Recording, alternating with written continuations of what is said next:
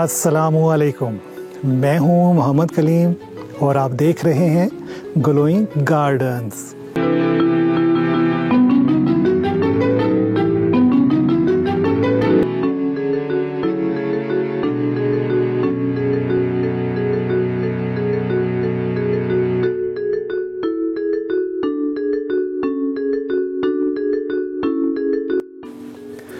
तो जी दोस्तों, बहुत से लोग जो हैं वो ये शिकायत करते हैं कि हमारे जो क्राइसेंथेमम के पौधे हैं ये फूल देने के बाद ख़राब हो जाते हैं। तो उसकी जो सबसे बड़ी वजह है, गमले के अंदर क्या होता है कि ये देखें, ये हमारे पास क्राइसेंथेमम का पौधा है। अब इसके ऊपर फूल लग के ख़त्म हो चुके हैं, खुश्क हो चुके हैं, और इसके नीचे आप देखें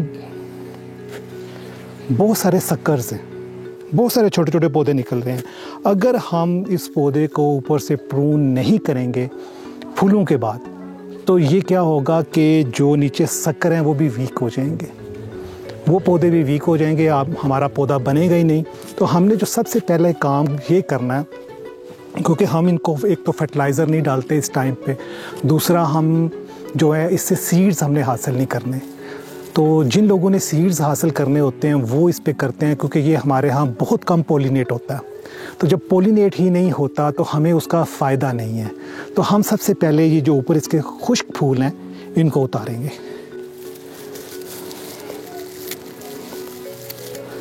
आपने इनको ऐसे काट देना है।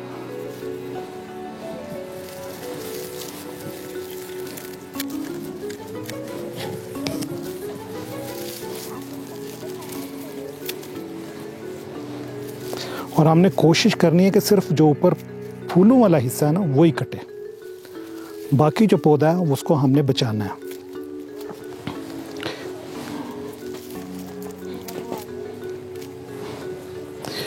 ये अब आप देख सकते हैं कि इसके ऊपर से हमने तकरीबन सारे के सारे फूल काट दिए। अब ये होगा कि क्योंकि ये सर्दियाँ चल रही हैं, जैसे ही ठंड थोड़ी ख़त्म होगी, थोड़ा सा मौसम बहार आने लगेगा, इनकी भी नई शाखें फूटना शुरू हो जाएंगी। जब इनकी नई शाखें फूटेंगी तो हम उस वक़्त इनकी कटिंग्स भी लगा सकते हैं। और टिप कटिंग लगाने का सबसे अच्छा टाइम ही फरवरी का है। अगर आपने सक्कर्स लगाने हैं तो आप इस वक्त इन सक्कर्स को भी बढ़ने दें। ये देखिए छोटे छोटे इनके पौधे हैं, इनको बढ़ने दें। फरवरी में आप इनको लगाएं और आप नवंबर दिसंबर में इनके फूलों को एंजॉय करें।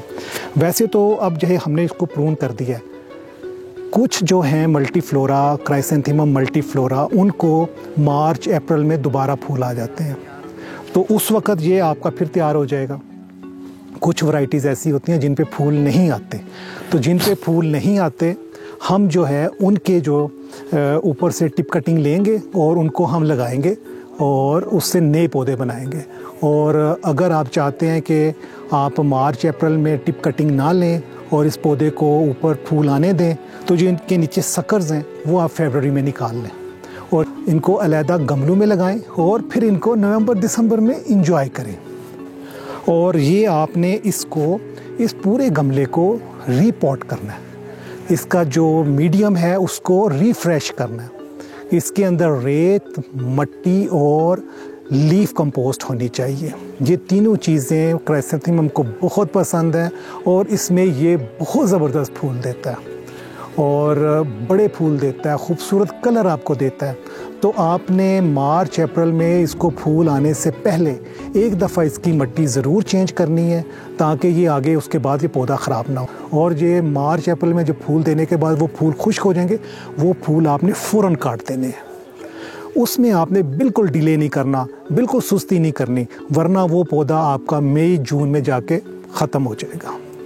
इसलिए इस पौधे को प्रून करना बहुत ज़रूरी है। मुझे उम्मीद है आपको मेरा आज का प्रोग्राम पसंद आया होगा। इस तरह की अच्छी अच्छी वीडियोस देखने के लिए हमारे चैनल को सब्सक्राइब करें और बेल आइकन के बटन को प्रेस करें। अगले प्रोग्राम तक इजाज़त दीजिए। अल्लाह हाफिज़।